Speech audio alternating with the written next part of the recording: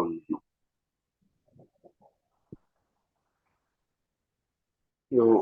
బేసికల్గా మొన్న సత్యనారాయణ గారు నాకు కాల్ చేసినప్పుడు షేరింగ్ కోసమే కాల్ చేశారు అనుకున్నాను. తర్వాత నేను పంచడానికి నా దగ్గర ఏముంది అనే ఒక థాట్తో పర్లేదులే వదిలేద్దాంలే అనుకున్నాను. దాని తర్వాత మళ్ళీ రెండోసారి సత్యనారాయణ గారు కాల్ చేసినప్పుడు ఒక్కసారి నేను ఆల్కహాలిక్స్ అనానిమస్ కు వచ్చినందుకు నేనేమేమి పొందాను, నేను మళ్ళీ ఏం తిరిగి ఇవ్వగలుగుతున్నాను ఆల్కహాలిక్స్ అనానిమస్ కి. ఎందుకంటే నేను గట్టిగా స్పష్టంగా నేను నేర్చుకుంది ఏంటి అని అంటే, నేను నేర్చుకుంది ఆల్కహాలిక్స్ అనానిమస్ లో అది నేను పంచలేకపోతే నా ప్రైమరీ పర్పస్ నేను ఆ, ఏదైతే ఆల్కహాలిక్స్ అనానిమస్ ప్రైమరీ పర్పస్ ఉందో అది నేను పాటించట్లేదు అనేది నాకు అనిపించింది.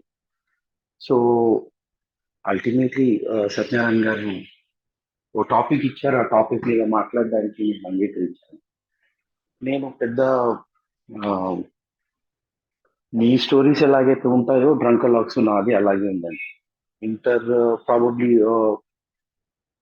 ఫస్ట్ ఇయర్ లో నేను హైదరాబాద్ వదిలిపెట్టి విజయవాడకి ఫస్ట్ టైం వెళ్ళినప్పుడు అక్కడ ఒక చిన్న గ్లాస్ బియర్ తో స్టార్ట్ చేసి నాకు నచ్చక అది మా ఫ్రెండ్ ఎవరితో అయితే నేను ఆ బార్కి వెళ్ళాను వాడికి ఇచ్చేసాను. సో అది వాడు ఫినిష్ చేసి దాని తర్వాత మళ్ళీ రెండోసారి నేను మళ్ళీ ఒక చిన్న గ్లాస్ బియర్ కొంచెం టేస్ట్ చేసి మిగతాది మళ్ళీ ఫ్రెండ్స్ కి ఇచ్చేసి ఆ సంవత్సరం తర్వాత ఇది జరిగింది. ఫస్ట్ డ్రింక్ దాని తర్వాత సెకండ్ డ్రింక్ మధ్యలో వచ్చిన టైం. దాని తర్వాత రెగ్యులర్ డ్రింకింగ్ ఎప్పుడు స్టార్ట్ అయింది అని అంటే బేసికల్ గా నేను గ్రాడ్యుయేషన్ జాయిన్ అయిన తర్వాత మాకు గ్రాడ్యుయేషన్ లో ఏంటంటే మొదటి 3-4 నెలలు సివియర్ ర్యాగింగ్ ఉండేది. అండ్ నేను ఆల్మోస్ట్ 90 అంటే 1991లో నేను ఆ టైంలో ర్యాగింగ్ చాలా సివియర్ గా ఉండేది. ఇప్పుడులాగా పెద్ద స్ట్రిక్ట్ గా కన్ఫైన్డ్ గా ఉంది, పెద్ద స్ట్రిక్ట్ యాక్షన్ తీసుకునేంత సీన్ లేదు అక్కడ. సో కాలేజ్ లో ఫస్ట్ మేము ఎక్కడో కొత్త ఊరికి పోయాము, అక్కడ భాష రాదు, మనుషులు తెలియదు, ఇల్లు వదిలిపెట్టి మొదటిసారి పోయాము. సో మొదటి 3-4 నెలలు భయంతోనే గడిచిపోయింది అక్కడ. ఎలా అడాప్ట్ అవుతాము, ఎలా ఉంటుందో తెలియదు. సో దాంతోనే అక్కడ కొంత ఆ, కొత్త మిత్రులు పరిచయం అయ్యారు. కొంత నాకన్నా ముందు జాయిన్ అయిన కాలేజ్ లో ఎవరైతే సీనియర్స్ ఉంటారో వాళ్ళతో పరిచయం అయింది. పరిచయం అయిన తర్వాత వాళ్ళతో సహవాసంలో ఏంటి అంటే బేసికల్ గా నేను అక్కడికి వెళ్ళిన తర్వాత నా ఫీలింగ్ ఏముంది అంటే, నేను ఆల్కహాల్ కానివ్వండి, సిగరెట్ కానివ్వండి, నేను ఫస్ట్ టైం తీసుకొని నేను తాగినప్పుడు నా ఫీలింగ్ ఏముంది అని అంటే, నేను మెచ్యూర్ అయిపోయాను. అంటే నేను చాలా పెద్దవాడిని అయ్యాను. నేను ఇప్పుడు కాలేజ్కి వచ్చాను, నేను గ్రాడ్యుయేషన్ లోకి వచ్చాను, నేను చాలా పెద్దవాడిని అయ్యాను కాబట్టి దాని సినానిమస్ గా నేను ఆల్కహాల్ తీసుకోవాలి. ఎందుకంటే నేను మెచ్యూర్ అయ్యాను. So the synonymity of being matured is drinking alcohol and smoking cigarette. So నా ఇంటెలిజెన్స్ అక్కడి వరకు ఉందండి. సో అది స్పిరిచువల్ బ్యాంక్రప్సీ అంటారా ప్రాబబ్లీ, లేదా ఇంటెలిజెంట్ క్వశ్చన్ తక్కువ ఉంది అంటారా, అది నాకు తెలియదు. But that was what I was then. And అది అయిపోయిన తర్వాత రెగ్యులర్ గా ఎవ్రీ సాటర్డేనో లేకపోతే మంత్లీ వన్స్, మంత్లీ 1.5 months ఒకసారి ఎక్కడో సిటీలోకి వెళ్ళటం. ఎందుకంటే కాలేజ్ అవుట్స్కట్స్ లో ఉండేది. సిటీలోకి వెళ్ళి ఎప్పుడో ఒకసారి కొంచెం తాగేసి మళ్ళీ రావటం. అది ఒకటి. అది ఈ ఫేజ్ ఏదైతే ఉందో ఇది 2-3 సంవత్సరాలు కంటిన్యూ అయింది. కంటిన్యూ అయినప్పుడు స్లోగా బియర్ నుంచి హార్ట్ కి మారటం. హార్ట్ తర్వాత థర్డ్ ఇయర్ లో నాన్నగారు ఎక్స్పైర్ అవటం. ఎక్స్పైర్ అయిన తర్వాత అసలు టోటల్ కంట్రోల్ లేకుండా ఉండటం. అండ్ ఈ టైంలో ఏమైపోయింది అంటే ఫ్రెండ్స్ చాలా మంది ఎక్కువైపోయారు కాలేజ్ లో. అండ్ ఆ ఫ్రెండ్షిప్స్ వల్ల అప్పుడు ఎలా ఉంటుంది అని అంటే ప్రతి స్టేట్ చాలా మంది వస్తారు. అండ్ ప్రతి స్టేట్ వాళ్ళు వాళ్ళు ఉంటారు. సో నా పరిస్థితి ఏంటి అని అంటే నేను అన్ని స్టేట్స్ వాళ్ళతో నేను చాలా చనువుగా ఉండేవాడిని. సో ఆ టైంలో వేరే ఆ, మత్తు పదార్థాలకి అలవాటు పడటం, అవి సేవించటము, ఇవి అన్నీ జరుగుతూ ఉన్నప్పుడు కూడా నాకేమనిపించింది అంటే నేను లైఫ్ ని నేను ఒక ఎంజాయ్మెంట్ మోడ్ లోనే, అంటే ఒక సరదా కోసమే నేను వాడుతున్నాను కానీ నేను దానికి వ్యసనపరుని ఇంకా మారుతాను అనేది నాకు ఎప్పుడు అనిపించలేదు అది. ఎందుకంటే నాకు పెద్ద ఎప్పుడు కూడా ఇబ్బందికరంగా అనిపించలేదు. నేను కాలేజ్కి వచ్చిన పర్పస్ ఏదైతే ఉందో అది ఫుల్ఫిల్ అవుతా ఉంది. అంటే పాస్ అవుతూ వస్తూ ఉన్నాను. పెద్ద ఇబ్బందికరంగా ఏమీ లేదు. వేరే వాళ్ళు ఫెయిల్ అయితే నేను ఆ సబ్జెక్ట్ లో ఫెయిల్ అయ్యాను కాబట్టి వాళ్ళతో పాటు నేను ఫెయిల్ అయ్యానని నేను అనుకునేవాడిని. కానీ ఎక్కడో ఒక దగ్గర నా ఇంటెలెక్చువల్ కేపబిలిటీస్, నా యాక్చువల్ కేపబిలిటీస్ అవి తగ్గుతున్నాయి అనేది నేను ఎప్పుడు గ్రహించలేకపోయాను. సో ఆ టైంలో స్పిరిచువాలిటీ అనే కాన్సెప్టే లేదు అసలు నాకు. నాకు ఉన్న కాన్సెప్ట్ ఏంటి అని అంటే విచ్ ఇస్ కొంచెం స్పిరిచువాలిటీకి కొంచెం దగ్గరగా ఉంది అంటే ఏంటంటే రిలీజన్ అంటే దేవుడు. దేవుడి మీద నమ్మకం. ఆ దేవుడి మీద నమ్మకం కూడా ఎందుకు ఉండింది అని అంటే నేను చిన్నప్పుడు ఓ వీరభద్రస్వామి అంటే నేను బాగా కొలుస్తాను. అండ్ నా చిన్నప్పుడు నా కొలువు దేవుడు వీరభద్రస్వామి. సో ఆయన్ని బాగా కొలిచేవాడిని. ఎందుకంటే is the destroyer of you. So చిన్నప్పటి నుంచి ఆ ట్రీట్స్ ఉండేవి నాకు. లేవని కావు. అండ్ పెద్దగా అయిన తర్వాత కూడా అవి కంటిన్యూ అయ్యాయి. అండ్ మీన్ వైల్ వేరే డ్రగ్స్ ఇవన్నీ వచ్చేసి నా ఏదైతే 5.5 years కోర్స్ జరుగుతూ ఉందో అది ఆల్మోస్ట్ 8.5 years కోర్స్కి వెళ్ళిపోయింది అది. అండ్ మధ్యలో నా లైఫ్ ఎంత అన్మేనేజబుల్ అయిపోయింది అని అంటే ఇంట్లో వాళ్ళ దగ్గర అబద్ధాలు చెప్పటం, ఇంట్లో వాళ్ళ దగ్గర నుంచి డబ్బులు తెప్పించుకోవడం, వేరే అబద్ధాలు చెప్పి పుస్తకాలు అమ్ముకోవటం, బైక్ తాకట్టు పెట్టడం, ఇంట్లో వాళ్ళు ఎప్పుడన్నా గోల్డ్ కానివ్వండి, రింగ్స్, చైన్స్ అవి ఇచ్చినప్పుడు వాళ్ళు డబ్బుల కోసం ఆ డబ్బులు పనులు ఎక్కడ వాడాను అని అంటే అవన్నీ నేను వ్యసనానికి వాడా. ఇంకా వేరే ఎక్కడ కూడా నేను వాడలేదు. నాకు ఖచ్చితంగా ఆ టైంలో చాలా సరిపోయేంత నాకు నాన్నగారు సమకూర్చి పెట్టేవాళ్ళు. దానికన్నా నేను ఎక్కువ ఖర్చు పెట్టడం జరిగింది. ఎక్కువ ఎందుకు అయింది అని అంటే అది నా వ్యసనాన్ని సపోర్ట్ చేసుకోవడానికి అదంతా పెట్టడం జరుగుతూ వచ్చింది. అప్పుడు ఓ భయం లేదా అంటే భయం ఉంది. మళ్ళీ తప్పులు ఎందుకు చేస్తున్నాను? నాకు తెలీదు నేను ఎందుకు చేస్తున్నాను. ఎందుకంటే ఇప్పుడు నేను ఆల్కహాలిక్స్ అనానిమస్ నేను రికవరీలోకి వచ్చిన తర్వాత నాకు క్రేవింగ్ ఏంటి? నా పవర్‌లెస్‌నెస్ ఏంటి? అది నేను ఈ టర్మినాలజీ అంతా నేను ఇక్కడ వాడగలుగుతాను గానీ అప్పట్లో నాకు అసలు ఏమి అర్థమయ్యేది కాదు. అండ్ ఈ క్రమంలో ఇవన్నీ జరుగుతూ నేను నా తోడు తోటి మిత్రులతో నేను చాలా మందితో గొడవలు పడటం. ఆ గొడవల్లో నేను హాస్టల్ వెళ్ళేసి వీళ్ళతో ఉండకూడదని చెప్పేసి బయటికి వెళ్ళిపోవటం. ఆ బయటికి వెళ్ళిపోయిన ఆ కొద్ది రోజులు దాదాపు నేను ఒక 8, 9 నెలలు బయట ఉన్నానండి హాస్టల్ వదిలిపెట్టేసి. ఆ 8, 9 నెలలు నేను పొద్దుట నుంచి సాయంకాలం వరకు నేను ఎప్పుడు పడుకునేవాడిని, ఎప్పుడు లేచేవాడిని అనేది నాకు అసలు ఆ టైం ఫ్రేమ్ నాకు గుర్తు కూడా లేదు. అంటే ఎవడైనా జనవరి 1 నుంచి అక్టోబర్ 9 ఇట్లా అక్కడ పోయాము నాకు అసలు ఏం గుర్తుకు కూడా లేదు. అంటే నేను టోటల్‌గా నేను ఏం చేశానో మొత్తం బ్లాకౌట్ లోనే ఉంది నాకు.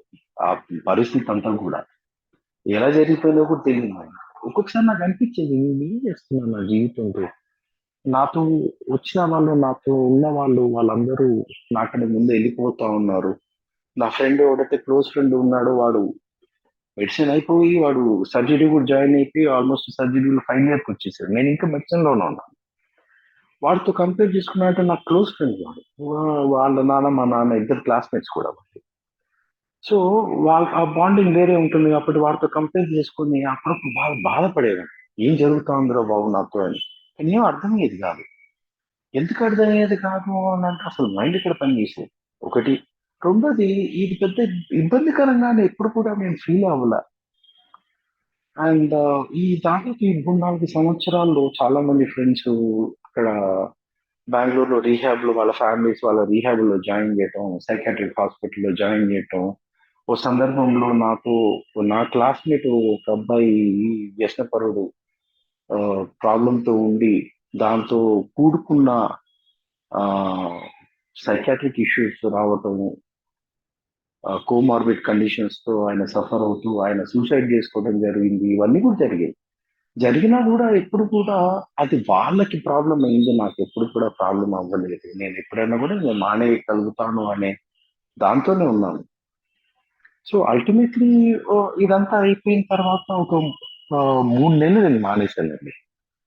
3 నెలలు మానేసిన తర్వాత ఒకసారి మళ్ళీ ఫ్రెండ్‌ది ఏదో బర్త్‌డే పార్టీ అని చెప్పేసి మళ్ళీ తాగటం స్టార్ట్ చేసి దాదాపు అది 8 సంవత్సరాలు మళ్ళీ నేను ట్రీట్మెంట్ ప్రాసెస్‌కి ఎంటర్ అయ్యే రోజుల వరకు కంటిన్యూ అవుతూనే ఉంది. మధ్యలో మధ్యలో అడపా తడపా మానేసుంటానేమో గానివ్వండి, కంటిన్యూయస్‌గా నేను ఎన్ని రోజులు మానేశాననేది కూడా నాకు ఎప్పుడు కూడా గుర్తులేదసలు. అండ్ ఈ లోపు ఎన్ని నష్టాలు జరగాలో అన్ని నష్టాలు జరిగాయి. మొదటి నష్టం ఎటువంటిది అనంటే నా మెంటల్ కేపబిలిటీస్ అవన్నీ నేను కోల్పోయా. అంటే నాన్నగారు లేరు కాబట్టి మా అమ్మ ఒకతే ఉండేది. మా అమ్మ నన్ను కంట్రోల్ చేయటం, స్టార్ట్ చేయటం ఆహ్, ఆహ్, ఎవరైనా కూడా కాపాడుకోవాలనే ఉద్దేశ్యంతో ఉంటారు. మా అమ్మ కూడా వర్క్ చేస్తూ ఉంటుంది. సో, ఆమె మీద నాకు పెద్ద రిజల్మెంట్స్ ఉండేవి. ఆమె మీద రిజల్మెంట్స్‌తో నేను సార్ మా అమ్మ మీద చేయి చేసుకోవటం. సార్, రాజేష్ గారు, సార్ బ్యాక్గ్రౌండ్ సౌండ్స్ కొంచెం బాగా వస్తున్నాయి సార్. కొంచెం ఒక్క క్లారిటీ నిమిషం. ఇప్పుడు స్మూత్గా సార్? వస్తుంది. ఇప్పుడు ఓకే సార్, ఇప్పుడు okay. Okay. Okay. Okay. So, ఈ సందర్భంలో మా అమ్మ మీద చేయి చేసుకోవటం 2, 3 సార్లు. దాని తర్వాత ఒకసారి ఆహ్, తాగిన మైకంలో నేను ఆహ్, లోడెడ్ గన్ తీసుకొని 2, 3 సార్లు ఇంట్లోనే టప టప టప టప పేల్చి పారేవ్వటం. ఇటువంటియన్నీ అంటే లైఫ్ ఎంత విచ్చలవిడిగా జరిగిందో అసలు అది ఎటు పోతుందో అనేది కూడా నాకు అర్థమయ్యేది కాదు. అండ్ ఈ సందర్భంలో ఆహ్, అట్‌లీస్ట్ ఒక భయం ఏముంది అంటే నాకన్నా పెద్దవాళ్ళు మాకు ఇద్దరు అక్కలున్నారు. మా ఇద్దరు సిస్టర్స్. సో, వాళ్ళు చెప్పిన మాట నేను వినేవాడిని. ఎందుకంటే మా అమ్మ దగ్గర నేనెప్పుడు పెరగకపోయినా కూడా, మా అమ్మ తర్వాత మా పెద్దక్క మా అమ్మ నాకు. సో, మా పెద్దక్క నాకు ఏదన్నా మాట చెప్పింది అంటే ఇంక అది నాకు లక్ష్మణ్ రేఖ. అది నేను దాటను. అండ్ ఆ టైంలో వీడిట్లా చెడిపోతా ఉన్నాడని జెప్పేసి పెళ్లి జేశారు. పెళ్లి జేసిన తర్వాత అంటే ఇవన్నీ జరిగేటప్పుడు నేను పెద్ద చెడ్డవాడినా, నాలో లోపాలు చాలా ఎక్కువగా ఉన్నాయా? అంటే లేదండి. అంటే ఎక్కడో ఒక దగ్గర నిజాయితీ ఉండింది. ఆ నిజాయితీ ఉండింది. నేను చేస్తున్నది తప్పు నాకు అనిపిస్తున్నా కూడా, నా నిస్సహాయతత్వం ఎంత తీవ్రంగా ఉండింది అనంటే, దాని పట్ల నేను ఏ విధంగా రియాక్ట్ అవ్వాలో నాకు అర్థమయ్యేది కాదు. ఫ్రస్ట్రేషన్ వచ్చేది. ఆ ఫ్రస్ట్రేట్ అయ్యే బదులు దాని బదులు యమ్మ తీసుకునేది ఇది డ్రగ్స్, ఆల్కహాల్ తీసుకుంటే అయిపోద్ది గదా! అని జెప్పేసి దాంట్లోనే ఇంక నేను మునిగిపోయాను గానీ, దీని నుంచి ఎప్పుడు బయటపడదామా అనే ఆలోచన కూడా రాలే నాకు. ఉన్న వాస్తవం అది. సో, పెళ్లయిన తర్వాత ఆహ్, వర్క్ స్టార్ట్ చేశా. ఎంతో అంత రెస్పాన్సిబుల్‌గా ఫీల్ అయ్యా. వర్క్ స్టార్ట్ చేశా. ఎంతో అంత సంపాదించి ఇంటికి తీసుకొచ్చేవాడిని. ఈ సందర్భంలో ఏమైపోయింది అనంటే 2, 3 సార్లు నేను హాస్పిటల్‌లో నేను చాలా ఇష్టపడే జాబే అండి. నేను ఎంత సున్నితమైన వర్క్ చేస్తుండేవాడిని అనంటే, ఇప్పుడు నియోనటల్ ఇంటెన్సివ్ కేర్ యూనిట్ అంటారు. ఎన్ఐసీయూ అనంటే ఇప్పుడే పుట్టిన పిల్లల్ని ఇనిషియల్‌గా వాళ్ళని అబ్జర్వేషన్‌లో కొద్ది రోజులు 2, 3 డేస్ బాక్స్‌లో పెట్టేసి ఒక ఇంటెన్సివ్ కేర్ యూనిట్‌లో పెట్టారు. సో, దాంట్లో నేను వర్క్ చేసేవాడిని. And I used to absolutely love my job. నాకు చాలా ఇష్టం ఆ వర్క్ చేయటం. కాకపోతే ఆ వ్యసనం ఒకసారి ఉన్న తర్వాత దాని నుంచి అది కొట్టుకుపోతుందండి. అంటే మిగతా కేపబిలిటీస్ ఏమున్నా కూడా ఆ వ్యసనం ఇలా వచ్చింది అనంటే ఒక సునామీ లాగా కొట్టుకొని అన్నీ పోతాయి దాంట్లోనే. సో, నేనేం జేశాను 2, 3 సార్లు అక్కడే నేను పాస్ ఔట్ అయిపోయాను హాస్పిటల్‌లోనే. పాస్ ఔట్ అయిపోయిన తర్వాత నేను లేసి చూస్తే ఏంటంటే ఇంట్లో ఉన్నాను నేను. ఇదేంట్రా బాబు! నేనసలు పొద్దున్న పోయానా లేదా? ఏం జరుగుతా ఉంది?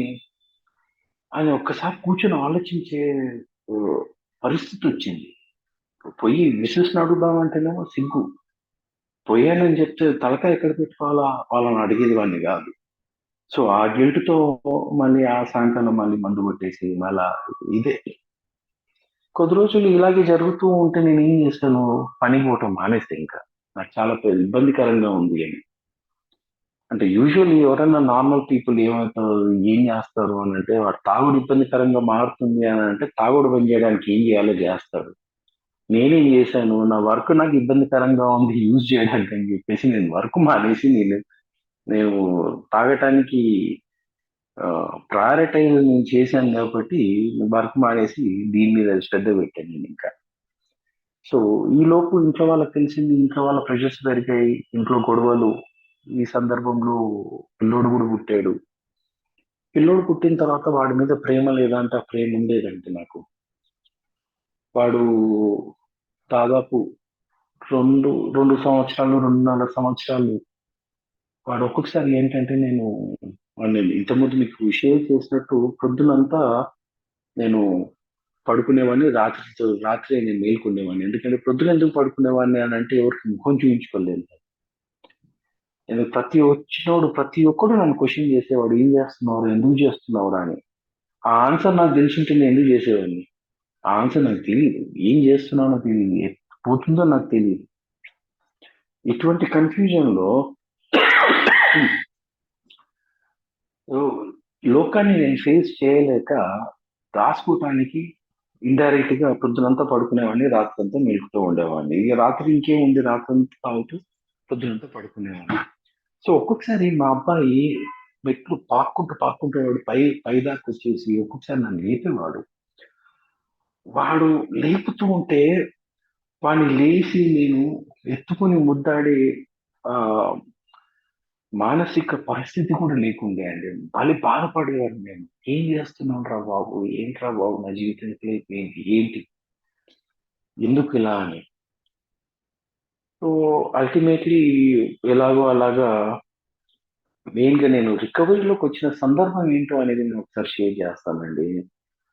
సో యూజువల్ గా నేను ఫస్ట్ టైం నేను రీహాబ్ ట్రీట్మెంట్ ప్రాసెస్ కి వెళ్ళక ముందు ఏం చేసేవాడిని అని అంటే, నేను ఆల్కహాల్ కొనడానికి కానివ్వండి, వేరే ఏదైనా వస్తువులు కొనడానికి నేను బయటికి వెళ్ళాలా. అప్పుడు ఇంట్లో వాళ్ళు బాగా రెస్ట్రిక్షన్స్ పెట్టేవాళ్ళు. సో ఆ రెస్ట్రిక్షన్స్ నుంచి నేను తప్పించుకోవడానికి ఏం చేసేవాడిని అని అంటే, వీళ్ళని బయటికి తిప్పుకోవడానికి అని చెప్పేసి వాళ్ళని తీసుకెళ్ళి నేను ఆ మత్తు పదార్థాలు ఏవైతే ఉంటాయో అవి తీసుకునేవాడిని. అవి తీసుకొని నా ప్రతిరోజు ఒక రొటీన్ ఉండేది. అది ఆ రొటీన్ అంతా కూడా నేను మా అబ్బాయి ముందు చేసేవాడిని. సో దాదాపు ఒక 3-4 నెలలు తర్వాత నేను ఓ సందర్భంలో మా అబ్బాయి ఏం చేస్తున్నాడు అని పక్కకి తిరిగి చూస్తే, నేను ఏవైతే రొటీన్స్ చేస్తూ ఉంటానో వాడు అదే ఫాలో అవుతుంది నేను చూశాను. చూసిన తర్వాత నాకు దిమ్మ తిరిగిపోయింది. మొదటిసారి నా జీవితంలో నేను చేస్తుంది చాలా పెద్ద తప్పురా బాబు అని నాకు అనిపించింది. అనిపించిన తర్వాత కూడా దాని నుంచి ఎలా బయటికి రావాలో మనకు తెలియదుగా. సో ఆ సందర్భంలో మా అక్క వాళ్ళు ఏదో రిహాబిలిటేషన్ సెంటర్ ఉంది, వెళ్తావా అని చెప్తే ఆ గిల్ట్ నుంచి తప్పించుకోవడానికి పోయాను నేను. కానీ నాకు కావాల్సిన స్పిరిచువాలిటీ, ఇప్పుడు నేను స్పిరిచువాలిటీ గురించి నేను మాట్లాడతానండి. ఈ స్పిరిచువాలిటీలో ఫస్ట్ ప్రిన్సిపల్ అంటే బేసికల్ గా నేను స్పిరిచువాలిటీ నేను కన్సిడర్ చేసేది ఏంటి అని అంటే, this is got nothing to do with religion. ఇది ఒక రిలీజియన్ కి సంబంధించిందే కాదు. స్పిరిచువాలిటీ నాకు సంబంధించి ఆల్కహాలిక్స్ అనానిమస్ లో నేను తాగుడు మానుకోవడానికి నాకు కావాల్సిన మార్పులు, వ్యక్తిగతంలో ఆలోచనలో నాకు తెచ్చుకోవాల్సిన మార్పులు ఏవైతే ఉంటాయో అవి తీసుకొచ్చుకొని నా జీవితాన్ని నేను సక్రమంగా నడిపించుకోగలుగుతున్నాను అంటే అదే spirituality. It's as simple as that person. So first నాకు కావాల్సింది ఏంటి, ప్రతి ఒక్కరు వచ్చిన తర్వాత హెచ్ఓడబ్ల్యూ అనేవాళ్ళు. హెచ్ఓడబ్ల్యూ ఎట్లా బాబు, హానెస్టీగా నేను బాగానే హానెస్టీగా నేను ప్రతి ఒక్కరికి నేను నిజమే చెప్తాను. కానీ నేను దాదాపు 3 సార్లు రిలాక్స్ అయ్యానండి. 2 సార్లు రిలాక్స్ అయ్యాను. 2 సార్లు రిలాక్స్ తర్వాత ఆ హానెస్టీ నాకు ఎందుకు రాలేదో నాకు అది అర్థం కాలేదు ఇప్పటికి కూడా. ఆ సింపుల్ యాజ్ ఏంటి అంటే, నేను ఒక చదువుకున్న మూర్ఖుణ్ణి. నా మూర్ఖత్వం ఎటువంటిది అని అంటే, నా నిస్సహాయ పరిస్థితిని నేను ఎప్పుడైతే అనుభవించానో అప్పుడే నాకు అది అర్థమైంది. సో రెండోసారి నేను రిలాప్స్ అయిన తర్వాత అప్పుడు ఏదైతే మళ్ళీ నేను ఆ క్రేవింగ్ తో వచ్చినప్పుడు నేను ఏమేమి చేశానో, నా అన్మాజిబిలిటీ, అబద్ధాలు చెప్పడం కానివ్వండి, దొంగతనాలు చేయటం కానివ్వండి, వస్తువులు అమ్ముకోవటం కానివ్వండి, మళ్ళీ అదే పరిస్థితి పాత పరిస్థితుల్లో ఆ జీవించటము, అవే హావభావాలు, గిల్ట్, ఇన్సెక్యూరిటీ, ఫియర్, మళ్ళీ లోపల పెట్టేస్తారేమో, ఇన్నిటితో డీల్ చేస్తా ఉండేవాడిని నేను. సో నాకప్పుడు అర్థమైపోయింది. అయ్య బాబు! ఇంక నా వల్ల కాదు అని. సో మొదటిసారి నిజాయితీగా ఆత్మ పరిశీలనతో వచ్చిన నిజాయితీ నాకప్పుడొచ్చింది. So that was my first spiritual experience. నేనప్పుడు యూజ్ చేస్తున్నా కూడా ఎప్పుడైతే నాకు తెలిసిందో నేనింక యూజ్ చేయలేను. నేనింకా తాగలేను. తాగితే నాలో వచ్చే మార్పులు ఈ విధంగా ఉంటాయనేది ఆత్మ పరిశీలనతో వచ్చింది కాబట్టి అది నేను స్పష్టంగా ఒప్పుకున్నాను. అండ్ రికవరీలోకొచ్చా అప్పటికి నేను అక్టోబర్ 9థ్ 2007లో నేను రికవరీలోకొచ్చా. రికవరీలోకొచ్చిన తర్వాత ఇనీషియల్‌గా ఆల్కహాలిక్స్ అనానిమస్ మీటింగ్‌లోకి పోవాలండి. బయటికెళ్ళిన తర్వాత ఉన్న సపోర్ట్ సిస్టమ్ అదొక్కటే అని చెప్పిన తర్వాత ఆల్కహాలిక్స్ అనానిమస్‌కు వెళ్ళటం స్టార్ట్ చేశా. వెళ్ళిన తర్వాత ఫస్ట్ మీటింగ్‌లో ఆహ్, ఇదొక స్పిరిచ్యువల్ ప్రోగ్రామ్ అనేది అనుకోకుండా ఎప్పుడైతే ప్రేయర్ చెప్తూ ఉంటారో, ప్రేయర్ చెప్తూ ఉంటే అప్పుడు కూడా నాకు భయమేసింది. ఇదేంట్రా బాబు! ఇదేంటి ప్రేయర్‌లు చేస్తా ఉన్నారు. ఆల్కహాలిక్ నేనేమో తాగుడు మానేయడానికొస్తే ఇదేంటి వీళ్ళేమో ప్రార్థనలు చేస్తా ఉన్నారు. ఇదేమన్నా మార్పిడిలు ఎవరు చేస్తారా వీళ్ళేమన్నా? ఈ బాధతో నేను కూర్చున్నాను మొదటి 2, 3 మీటింగ్‌లు. కాకపోతే ఏంటంటే, నాకన్నా అప్పుడు నేనొచ్చినప్పుడు మా గ్రూప్‌లో దాదాపు ఒక నలుగురు, ఐదుగురు మెంబర్స్ ఉండేవాళ్ళు. ఆ నలుగురు, ఐదుగురు మెంబర్స్‌ది అందరిది కలిపితే ఒక 80, 90 ఏళ్ల సోబరైటీ ఉండింది వాళ్ళ మధ్యలో.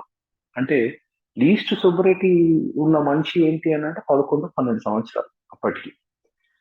సో వాళ్ళ స్పిరిచ్యువల్ కండిషన్ అప్పటికి చాలా ఎవాల్వ్ అయిపోయింది. నాది వాళ్ళు షేర్ చేసేది నాకేం అర్థమయ్యేది కాదు. ఏంట్రా బాబు ఇది అని.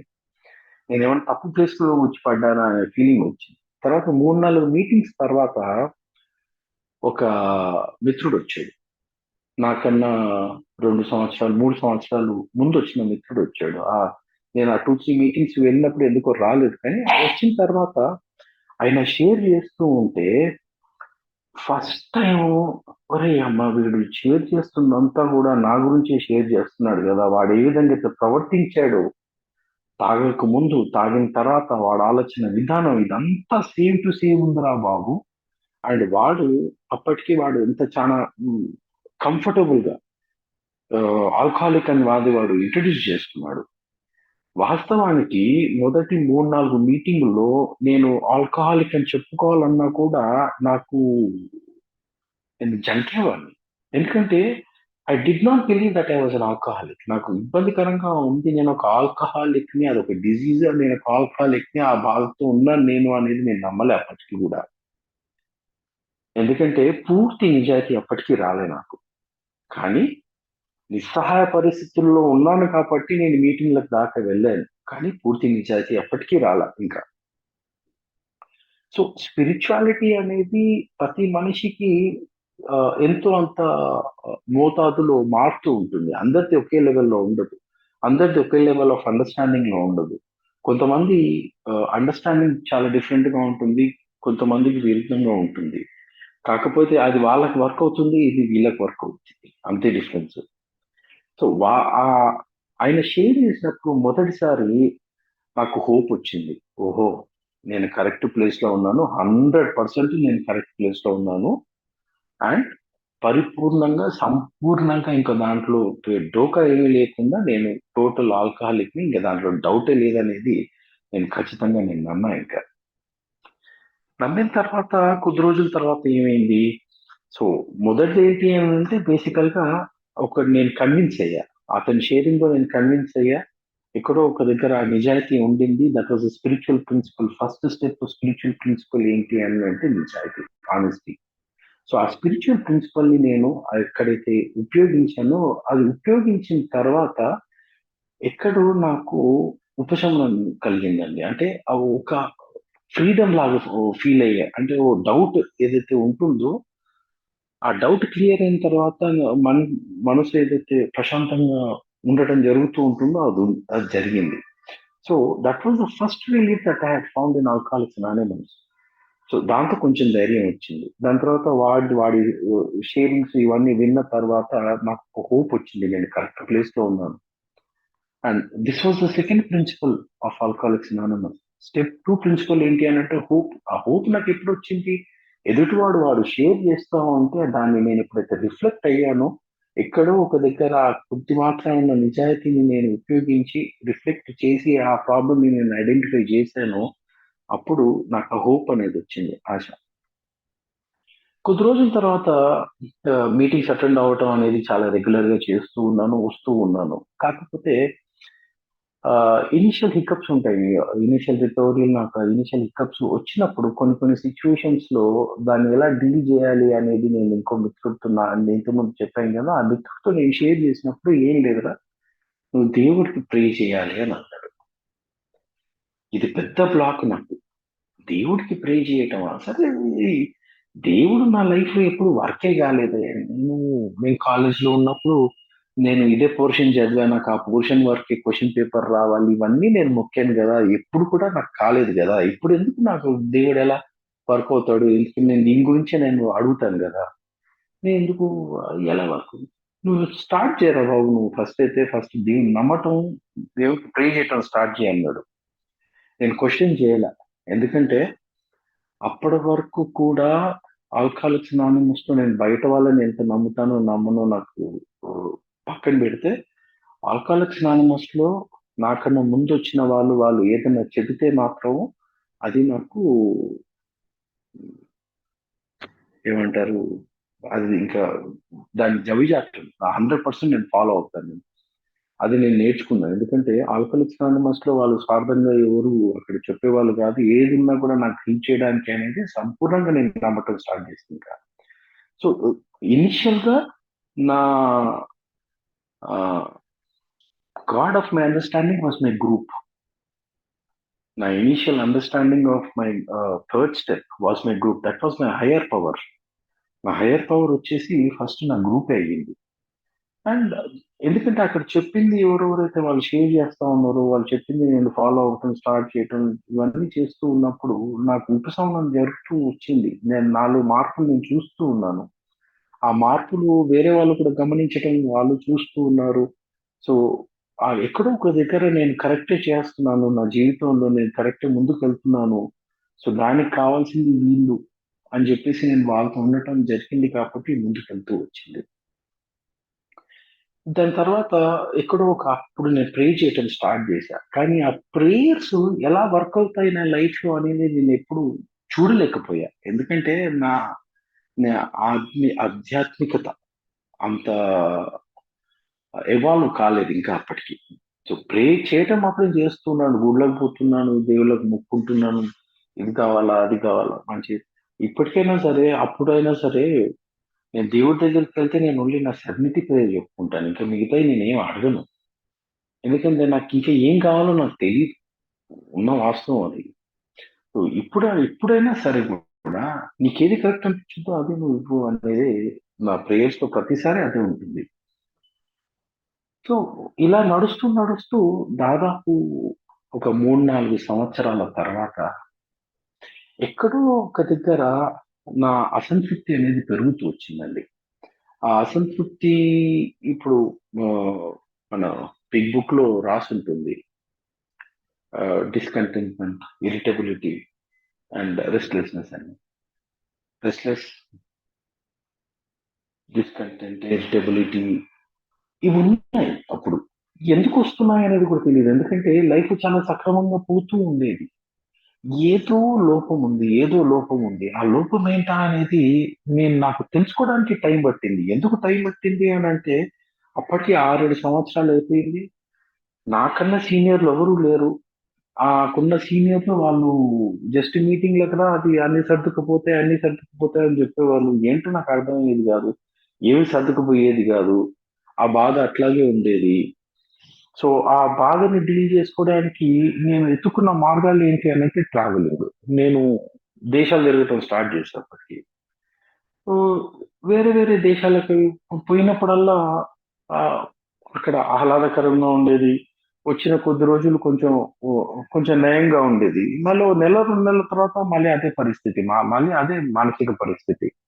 పొద్దున్న లేసి మళ్ళీ అదే తిట్టుకునేవాడిని. యమ్మ మళ్ళీ ఎందుకురా బాబు! మళ్ళీ అదే పని కదా! మళ్ళీ అదే పెళ్ళాం, అదే పిల్లోడు, అదే పని. ఇంకేం కొత్తగా జరుగుతా ఉంది? ఇంకేం లేదు కదా! అనేది. సో, ఆ సందర్భంలో ఒకసారి గుంటూరుకి వెళ్ళటం జరిగింది. సో, గుంటూరులో నాకొచ్చిన మెసేజ్ ఏంటి అనంటే, ఒక మిత్రుడు యూఎస్ నుంచి వచ్చి షేర్ చేసేటప్పుడు, ఆయనేం షేర్ చేసాడు అనంటే, ఆయన కూడా ఆ టైంలో నాది ఏడో సంవత్సరం నడుస్తుండే. ఆయన కూడా ఆయన ఏడో సంవత్సరంలో ఒక సందర్భంలో ఆయన తిరిగి తాగటం అనేది జరిగింది. ఎందుకు జరిగింది అనేది ఆయన షేర్ చేసేటప్పుడు అక్కడ నాకు గుచ్చుకుందండి. అంటే దేవుడు ఎక్కడో ఒక దగ్గర నాకు ఆ మెసేజ్ పాస్ ఆన్ చేసాడు అనేది నాకు అర్థమైంది.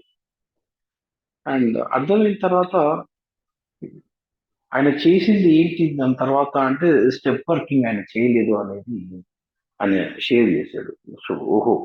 అయితే నా జీవితంలో, నా రికవరీలో నేనిప్పుడు ఉన్న లోపం ఏంటి అనంటే, స్టెప్ వర్కింగ్ నేను చేయకపోవడం అనేది. దాని తర్వాత అది స్టెప్ వర్కింగ్ స్టార్ట్ చేశా. స్టెప్ వర్కింగ్ స్టార్ట్ చేసిన తర్వాత డిసీజ్ ఎక్కడికి పోతుందండి? డిసీజ్ ఎక్కడికి పోదు. కాకపోతే ఒకటి వేరే మనుషుల మీద నమ్మకం పెట్టడం, వాళ్ళతో షేర్ చేయటం, ఉన్నదున్నట్టుగా వాళ్ళతో షేర్ చేయటం. ఇది కొంచెం టైం పట్టింది. ఎందుకంటే నేను స్పాన్సర్‌ని తీసుకున్నా. స్పాన్సర్ మీద నమ్మకం రావటానికి కూడా ఆయన చెప్పింది నా లైఫ్‌లో వర్క్ అవుతుందా లేదా అనేది నాకెలా తెలియాలి? ఎందుకంటే నేను అంత ఈజీగా ఎవరిని నమ్మే మనిషిని కాదు. కాకపోతే ఎక్కడో ఒక దగ్గర ఎవరినో ఒకరిని నమ్మాలి కాబట్టి నేను ఆయన మీద పూర్తి నమ్మకం పెట్టి ముందుకు సాగుతూ వస్తూ వచ్చా. వచ్చిన తర్వాత ఈ ఫోర్త్, ఫిఫ్త్, సిక్స్త్ ఇవన్నీ చేస్తూ ఉన్న కొద్దీ నాకు అర్థమైంది ఏంటి అనంటే మొత్తం స్టెప్ వర్కింగ్ ప్రాసెస్‌లో నా హ్యూమిలిటీ ఏదైతే ఉండిందో అంటే నా ఈగోని, నా డిస్‌బిలీఫ్‌ని అంటే నమ్మకం లేకపోవటం ఏదైతే ఉందో ఇవన్నీ కూడా స్లోగా తగ్గుతూ వచ్చిందండి. అండ్ ఈ మొత్తం ప్రాసెస్‌లో జరిగేది ఏంటి అనంటే బేసికల్‌గా నీకు రికవరీని మెయింటైన్ చేసుకోవడానికి కావాల్సిన హ్యూమిలిటీ మనకు నేర్పిస్తూ ఉంటుంది. ప్రతి స్టెప్. థర్డ్ దాంట్లో నమ్మకం. అది నాకు మేజర్ స్టెప్ బ్లాక్ ఉండింది.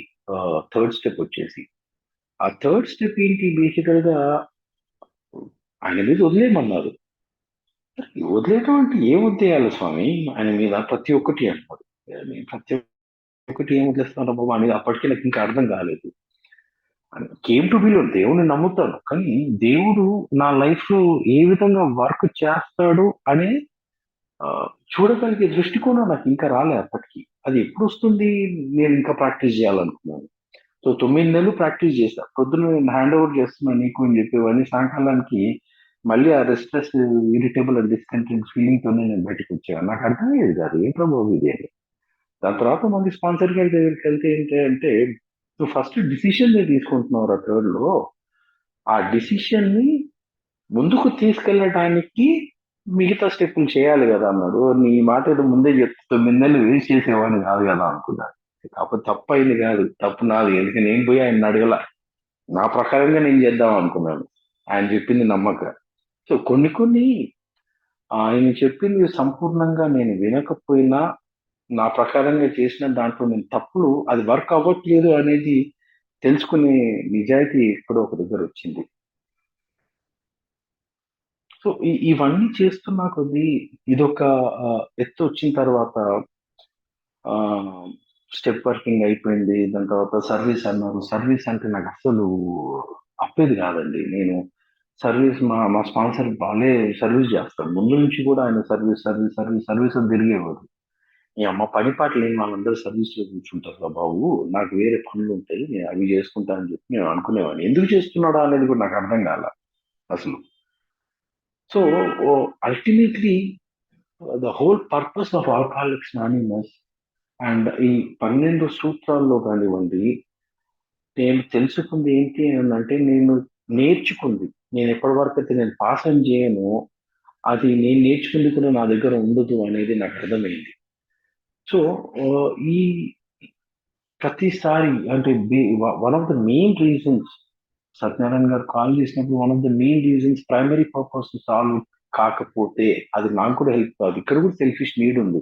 నేను వాళ్ళు వచ్చి నేను షేర్ చేస్తున్నాను అని అంటే మీరు ఎవరు పెద్ద బాగుపడతారో లేదో దేవుడు ఎరుగు.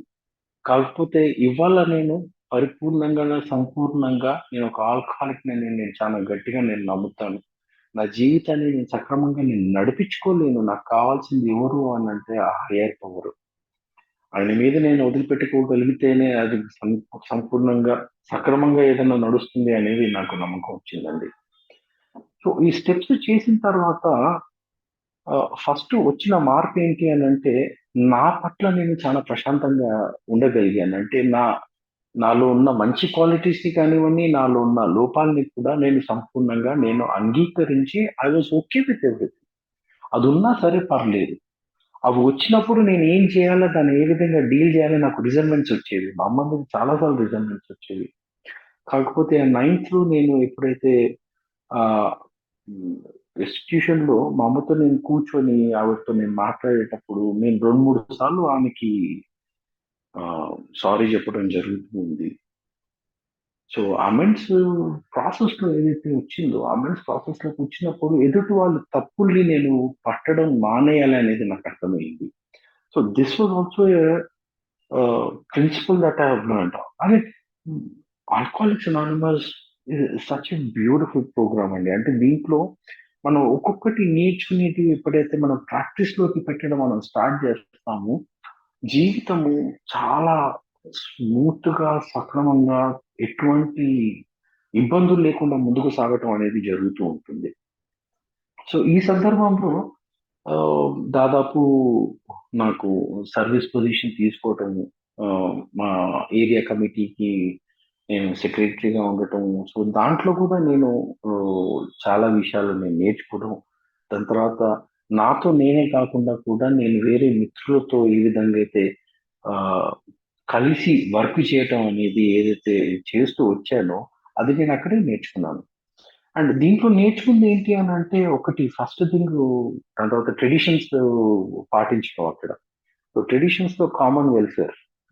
ఇక్కడ నా ఈగో నా పక్కన వాడి ఈగో నా కాకుండా నా గ్రూప్ కావాల్సింది ఏంటి, నా గ్రూప్ కావాల్సింది ఏంటి, నా ఇంట్లో నా ఫ్యామిలీకి ఫస్ట్ ఇంపార్టెంట్ ఏంటి, నా వర్క్ లో నా వర్క్ ఇన్స్టిట్యూషన్ కి ఫస్ట్ ఇంపార్టెంట్ ఏంటి.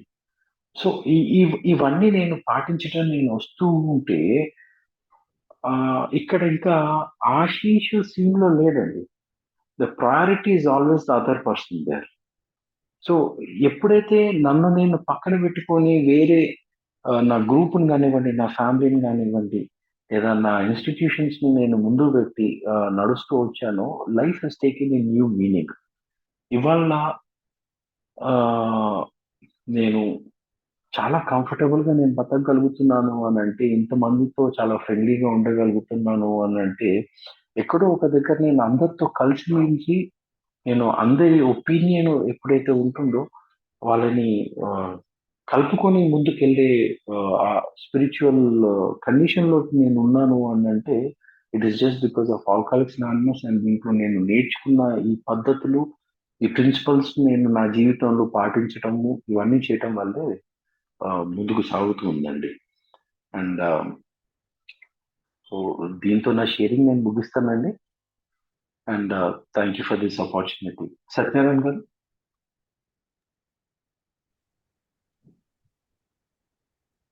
Thank you hello. Sir. Okay.